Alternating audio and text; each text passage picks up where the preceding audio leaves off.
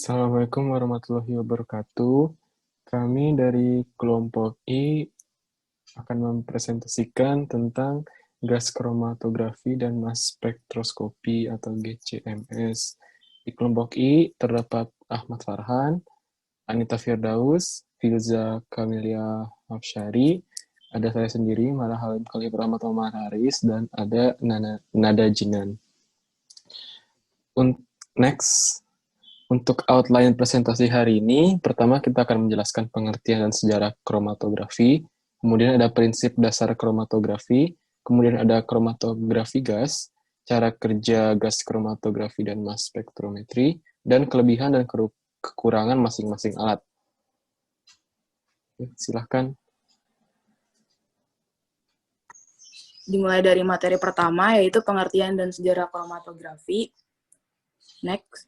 Definisi kromatografi itu sendiri adalah suatu teknik pemisahan molekul berdasarkan perbedaan pola pergerakan antara fase gerak dan fase diam untuk memisahkan komponen yang berada pada larutan. Molekul yang terlarut dalam fase gerak akan melewati kolom yang merupakan fase diam. Next. Nah, timeline-nya sendiri dimulai dari 1906, yaitu dimulai dari tokoh bernama Mikhail Svet, yang menciptakan kolom adsorben, dan kemudian dilanjutkan pada abad ke-20 dengan tokoh Martin dan Singh yang menciptakan kromatografi kertas, dan dilanjutkan pada abad ke-20 pertengahan kolaborasi antara Martin, Singh, dan mereka menciptakan kromatografi cair. Dan pada waktu selanjutnya dilaksanakan inovasi-inovasi baru mengenai kromatografi. Next. Sejarah kromatografi pertama kali dikenalkan oleh tokoh bernama Mikhail, yaitu seorang ahli botani yang berasal dari Rusia pada tahun 1906. Pada awalnya, Mikhail menemukan teknik kromatografi dalam penelitian yang dilakukannya untuk memisahkan klorofil dari pigmen-pigmen lain yang terdapat pada tanaman. Pada penelitian ini, Mikhail menggunakan kolom gelas yang isinya serbuk kalsium karbonat untuk memisahkan pigmen tanaman. Kalsium karbonat ini sendiri memiliki fungsi sebagai penyerap atau adsorben yang kemudian kolom tersebut dikenal dengan istilah kolom adsorben. Next. Nah, pada abad ke-20 ini bisa dibilang sebagai puncaknya penemuan kromatografi. Di sini tokoh yang paling terkenal adalah Martin dan Singh. Martin mulai bekerja sama dengan Singh pada tahun 1938. Di sini Martin mendapatkan ide menggunakan gel silika dalam kolom untuk menahan air yang diam, sementara pelarut organik mengalir melalui kolom. Martin dan Singh menunjukkan potensi metode dengan memisahkan asam amino yang ditandai dengan kolom dengan penambahan metil merah. Dalam serangkaian publikasi yang dimulai pada tahun 1941, mereka menggambarkan metode yang semakin kuat untuk memisahkan asam amino dan bahan kimia organik lainnya. Next. Nah, pada pertengahan abad ke-20 ini, muncul tokoh baru bernama Anthony James, yang diajak bekerja sama oleh Martin, akan tapi di sini Singh juga berkontribusi dalam mengembangkan kromatografi gas dan mengumumkan keberhasilan pemisahan senyawa tersebut pada tahun 1952. Nah, karena kemudahan dan efisiensi kromatografi gas dalam memisahkan bahan kimia organik memacu adopsi metode yang cepat, serta pengembangan metode deteksi baru yang cepat untuk menganalisis output. Contohnya adalah detektor konduktivitas termal, detektor ionisasi nyala, dan detektor penangkap elektron. Nah, pada pertengahan abad ke-20 juga lahir kromatografi gas tipis pada tahun 1940-an dan kromatografi cair kinerja tinggi pada tahun 1960-an. Next. Nah, pada abad ke-21 ini, pada tahun 1987, Pedro Quatrecasas dan Meir Wilczek dianugerahi hadiah Wolf dalam kedokteran untuk penemuan dan pengembangan kromatografi afinitas dan penerapannya pada ilmu biomedis.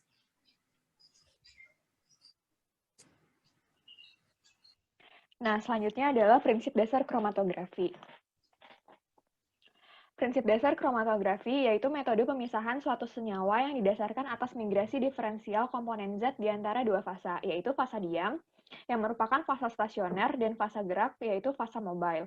Nah, pada fasa diam ini dapat berupa zat padat atau zat cair yang terikat pada permukaan padatan, sedangkan fasa gerak dapat berupa cairan sebagai eluen atau pelarut, dan gas sebagai pembawa yang inert. Lalu di sini ada kromatografi gas, metode pemisahan dan deteksi senyawa-senyawa organik yang volatil atau mudah menguap, dan senyawa-senyawa gas anorganik dalam suatu campuran. Kromatografi gas juga mempunyai definisi, yaitu teknik pemisahan di mana solut yang volatil atau mudah menguap dan stabil terhadap panas berpindah melalui kolom yang mengandung fase diam dengan suatu kecepatan tertentu. Pada awalnya GC ini hanya digunakan untuk analisis gas saja, akan tetapi dengan kemajuan ilmu dan teknologi, akhirnya GC dapat digunakan untuk analisis bahan cair dan padat termasuk bahan polimer. Di sini ada GCMS. GCMS sendiri merupakan metode pemisahan senyawa organik yang menggunakan dua metode analisis senyawa, yaitu GC dan MS. GC yaitu kromatografi gas, fungsinya itu untuk menganalisis jumlah senyawa secara kuantitatif. Sedangkan MS atau spektrometri massa yaitu untuk menganalisis struktur molekul senyawa analit. Lalu prinsip kerja dari GCMS yaitu sampel yang diinjeksikan atau dimasukkan ke dalam kromatografi gas, dia akan diubah menjadi fase uap dan dialirkan melewati kolom kapiler dengan bantuan gas pembawanya. Pemisahan senyawa campuran menjadi senyawa tunggal terjadi berdasarkan perbedaan sifat kimia dan waktu yang diperlukan bersifat spesifik untuk masing-masing senyawa. Baik, sekarang akan dijelaskan tahap kerjanya alat-alat ini. Next.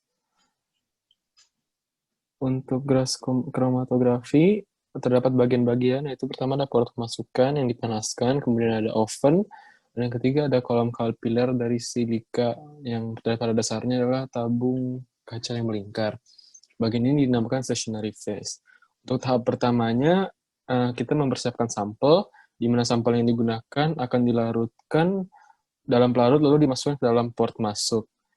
Persiapan sampel juga dapat dilakukan dengan metode solid phase extraction atau SPE yang merupakan metode ekstraksi di mana senyawa-senyawa dilarutkan dan dipisahkan dengan senyawa-senyawa lain berdasarkan sifat fisik dan sifat kimia masing-masing. Kemudian, pada port pemasukan ini, sampel akan dipanaskan hingga menguap. Next. Pada tahap berikutnya terdapat pemisahan.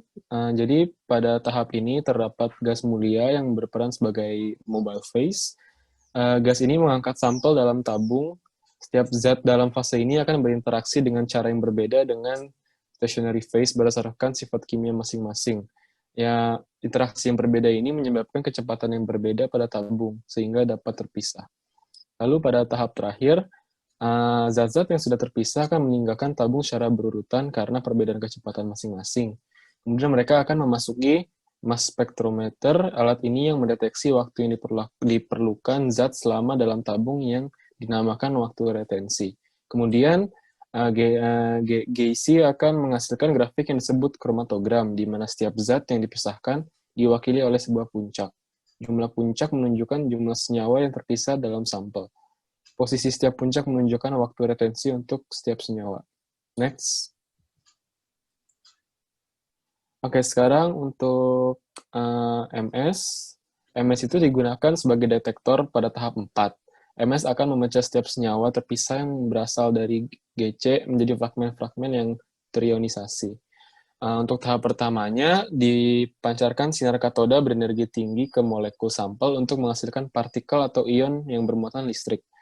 Setiap fragmen bermuatan akan memiliki massa-massa tertentu yang berbeda. Massa fragmen kemudian dibagi dengan muatan yang disebut rasio massa terhadap muatan, atau M dibagi Z. Kemudian untuk tahap kedua, fragmen-fragmen tersebut kemudian akan melewati proses percepatan dan pembelokan saat berjalan melalui tabung pendek dan masuk ke dalam medan magnet. Lalu pada tahap terakhir, partikel akan menabrak piringan deteksi di ujung terowongan, di mana rasio massa terhadap muatan dan kelimpahan relatif atau berapa banyak fragmen yang ada dalam sampel dihitung. Next. Baik, selanjutnya saya akan menjelaskan mengenai keunggulan dan kelemahan dari metode GCMS. Next. Metode kromatografi gas dan spektrometer massa atau GCMS memiliki keunggulan dan juga kelemahan. Keunggulan dari GCMS antara lain resolusi dan sensitivitasnya tinggi, sehingga dapat digunakan untuk menganalisis partikel yang berukuran sangat kecil dengan konsentrasi yang rendah, seperti polutan dalam udara. Yang kedua, efisien, karena membutuhkan jumlah sampel yang sedikit dan waktu pemisahan yang relatif cepat, kemudian tidak merusak sampel, kemudian fleksibel, karena mudah digabung dengan instrumen fisika dan kimia lain, seperti GCMS atau GCFTIR. Gambar yang sebelah kiri merupakan gambar dari GCMS, sedangkan gambar yang sebelah kanan merupakan gambar dari instrumen GCFTIR. Kemudian kelebihan yang lain yaitu dapat memberikan informasi struktur, kemudian aliran fasa gerak atau gas sangat terkontrol dan kecepatannya tetap, kemudian jenis, panjang, dan temperatur kolom dapat diatur, dan yang terakhir mudah terjadi pencampuran uap sampel dalam fase gerak. Next. Sedangkan kelemahan dari metode GCMS antara lain, yang pertama itu terbatas untuk zat yang volatil atau mudah menguap. Yang kedua, kurang cocok untuk senyawa yang labil pada suhu tinggi karena akan terdekomposisi pada awal pemisahan. Dan yang terakhir, sulit dipakai untuk pemisahan campuran dalam jumlah yang besar. Next. Metode kromatografi gas dan spektrometer massa atau GCMS dapat digunakan di berbagai bidang, seperti pertanian, dapat digunakan untuk menganalisis POPS, polutan organik persisten, contohnya pestisida yang terkandung dalam bahan pangan, dan juga dapat digunakan untuk karakterisasi tanaman. Kemudian di bidang forensik dapat digunakan untuk menganalisis obat-obatan terlarang pada sampel urin atau darah. Kemudian di bidang pangan dapat digunakan untuk menganalisis komponen dalam bahan makanan, terutama zat yang bersifat volatil seperti zat rasa dan juga minyak esensial. Kemudian di bidang perminyakan dapat digunakan untuk pemisahan dan identifikasi gas-gas hidrokarbon yang ringan. Di bidang lingkungan dapat digunakan untuk menganalisis polutan dalam udara kotor. Dan yang terakhir, di bidang farmasi dapat digunakan untuk mengontrol kualitas obat-obatan. Next.